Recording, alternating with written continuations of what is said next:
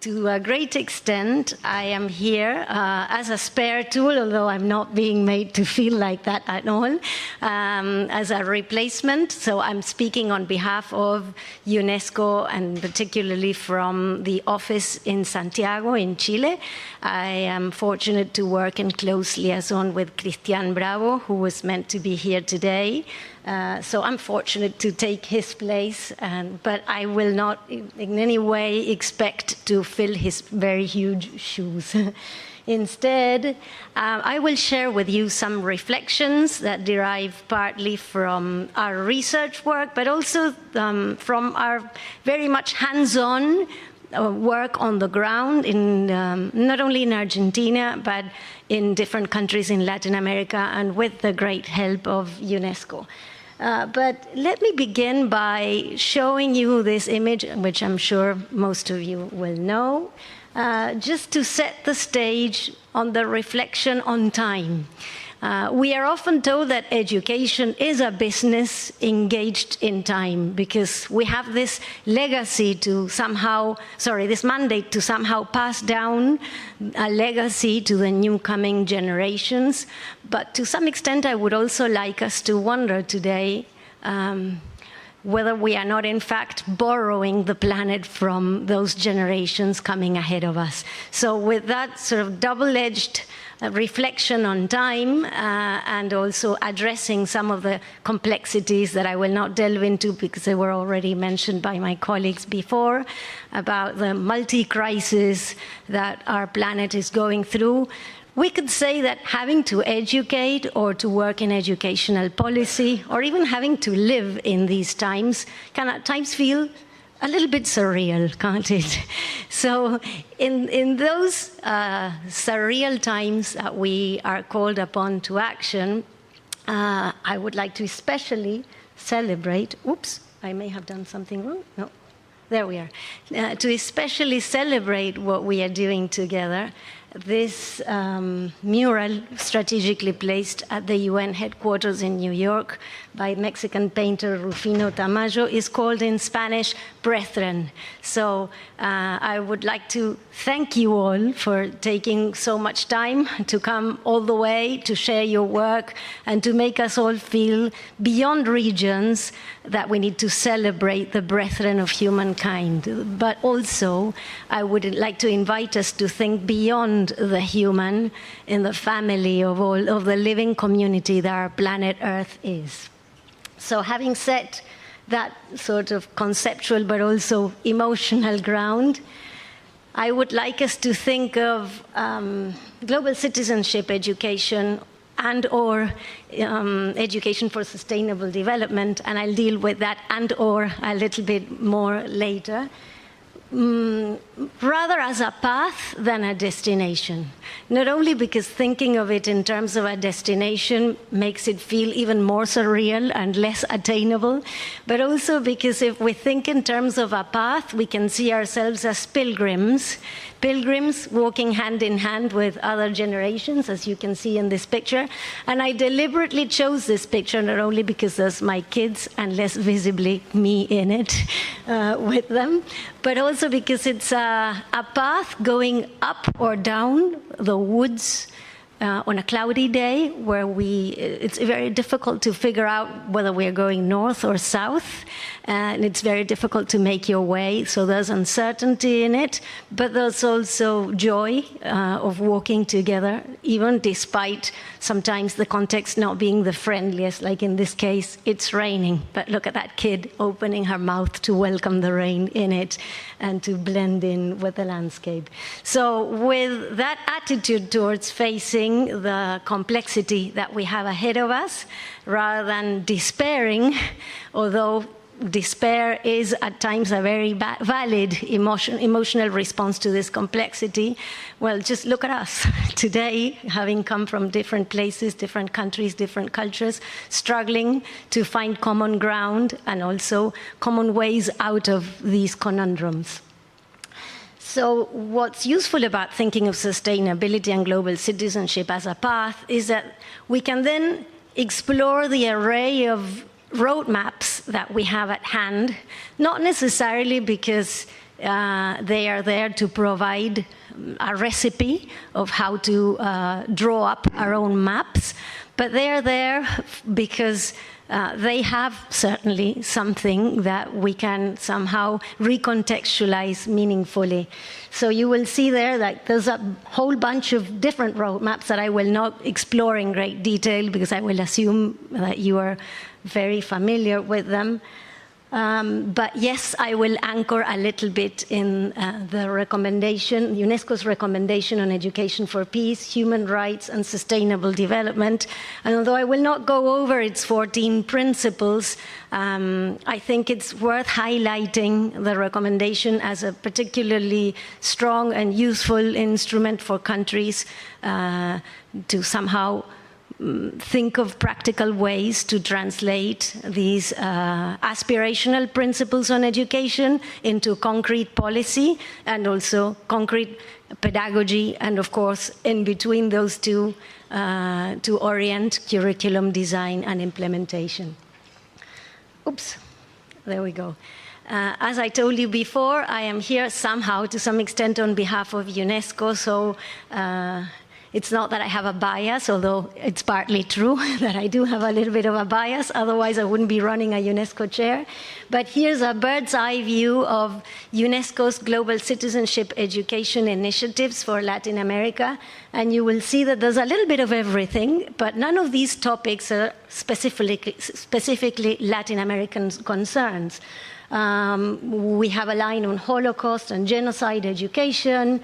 We definitely identify the need to strengthen teachers' capacities, addressing violent pasts through education, and this in Latin America is particularly very sensitive, not only because of the colonial legacy, which still lingers on as highly problematic, but also because throughout the last 50, 70 years, our continent has been ridden by different moments of political instability, threatening democracies, long dictatorships, violations of human rights, and perhaps you may know this, but Latin America still remains the region where people are with the highest rate of murder for people who defend environmental rights, for example. So, all these issues have to do with our violent pasts, which is something that I'm not particularly proud of as a Latin America, and that we need to address. And of course, media and information literacy to deal with hate speech and digital citizenship is also a crucial issue. So this is the array of themes within the GC education, global citizenship education umbrella. But although these roadmaps provide, as I said, interesting global tools that I believe have common grounds of concern for all of us in this room, regardless of our regions, I was also asked to provide a regional perspective. And it is often said in Latin America that our north is the south. So part of that entails the need to address our huge, some people, for example, in Colombia, call it mega biocultural diversity. And that biocultural diversity includes a huge universe, I would say, of worldviews that do not separate humans from the non-human. So down at heart, at the root of the way of understanding global citizenship, we need to problematize in Latin America what we understand by citizenship. So in that sense, we also need to introduce another variable that makes things a little bit more complex still, which is the fact that our region is very unequal in terms of opportunities. And social inequalities are such a structural problem that this translates into unequal opportunities to have access to capacity development, which is what we are concerned with here today. So I will now weave my narrative towards the challenges and opportunities for global citizenship education. And one of the challenges is that usually capacity development fails to address these structural inequalities. I was very fortunate to be engaged in these two studies with the support from the government of Spain and commissioned to us in our UNESCO chair by the OEI. And in the first one, which we carried out in 2023, it was interesting because we were first asked to map out global citizenship education initiatives in Latin America.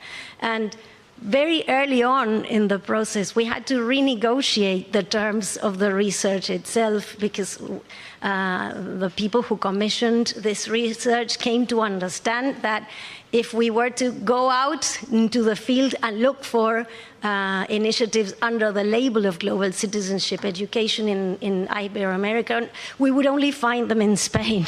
There's no such thing as global citizenship education explicitly called like that, that is genuinely taking root in Latin America. Perhaps instead, the entry point is more along the lines of sustainable development education. So I said earlier on I would deal with this and/or issue of whether we are talking about GCED or whether we are talking about ESD, lots of acronyms there, but that's kind of what I want to share with you. I realize that in your studies, in some countries, these two are interchangeable. Well, for us, it doesn't exactly work like that. There are different initiatives, as we proved in the second study, although it's a smaller scale study, it was interesting because it was a multi-stakeholder research into the perspectives of decision makers, civil society actors, school principals, and even students and youth groups. And they all coincided with the idea that sustainability and the concern for sustainability is becoming a driving force for all the things that we are concerned with under the umbrella of global citizenship. So I apologize to William Shakespeare in heaven for drawing on his very well-known line when Juliet is in the balcony and she realizes that she has fallen in love with the wrong man, but the only thing that's wrong with him is his name. And she says, what's in a name? That which we call a rose by any other name would smell as sweet. Well, this is no rose. This is the ceibo, the national flower of Argentina, and also Uruguay, and to some extent in Paraguay too. Just to illustrate that when in our study, which was also complemented by another study I could talk to you about later on throughout the next couple of days, which I have not brought here because it hasn't been published yet, but we mapped out specific policies in Latin America confirming these results I'm sharing here. There are all these coexisting names for this concern that brings us together. This doesn't mean that ideas behind words do not have nuances and that we're talking about the same thing, but I'm saying that in any case, this polysemic understanding of global citizenship education and/or education for sustainability is something to be celebrated rather than something that we need to attempt to flatten out and bring into a homogeneous discourse. So that's probably, if you haven't been to Rio de Janeiro in Brazil, that's a very well-known sculpture at the top of a mountain. So I like this image to somehow bring the idea that Latin America is by no means a cultural single identity, but that diversity is both a challenge and an opportunity for policy making to drive global citizenship and/or sustainability education. So just as a glance, although we all know what a school looks like basically anywhere in the world, and I'm sure that in your countries, in your lovely posters, you've been to places like this, all these are different schooling environments where what goes on is pretty much the same, isn't it? Yet, look, even Antarctica there, look at the different shapes and sizes and arrangements of spaces and people that take shape in that single act of schooling. However, despite celebrating this diversity, if we focus on what remains the same, is what, since way back in 2001, Tayak and Cuban coined as the school grammar. It remains pretty much unchanged. And although that can be an advantage, it can also be a hindrance, because this also sometimes means that there's a very top-down prescription of curriculum and or a very strong resistance to adhere to top-down approaches on curriculum implementation.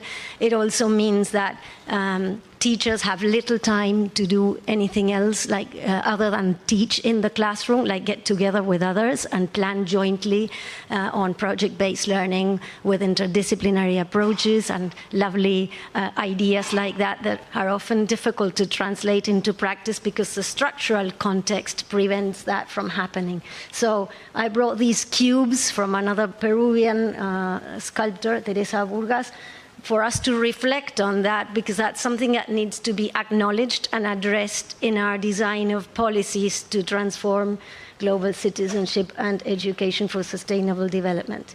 But maybe what's more hidden and difficult to address than the school grammar is the underpinning notion of humanity that lies at the heart of curriculum.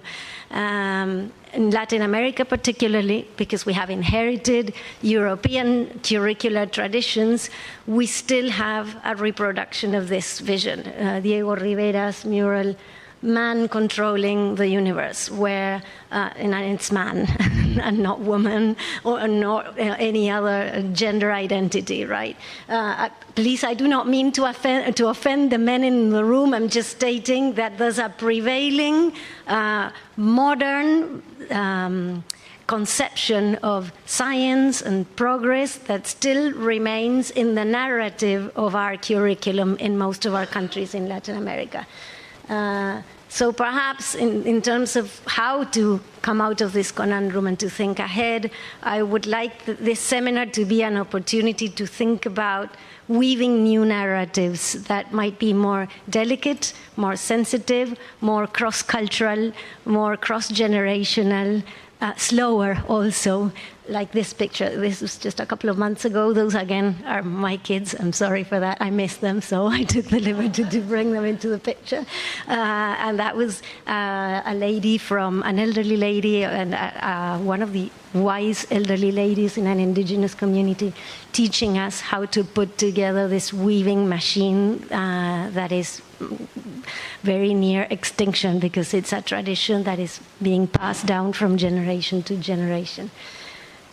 So again, reflecting on other challenges and opportunities, governance remains a major challenge, but also the fact that so many of you from different stakeholders that have some say in the governance, I would like to think of this as an opportunity and not only a challenge. In our region, it's a challenge from the point of view of the lack of continuity of policy, and also the fact that usually there is not much alignment between what goes on at the global, regional, national, and subnational level.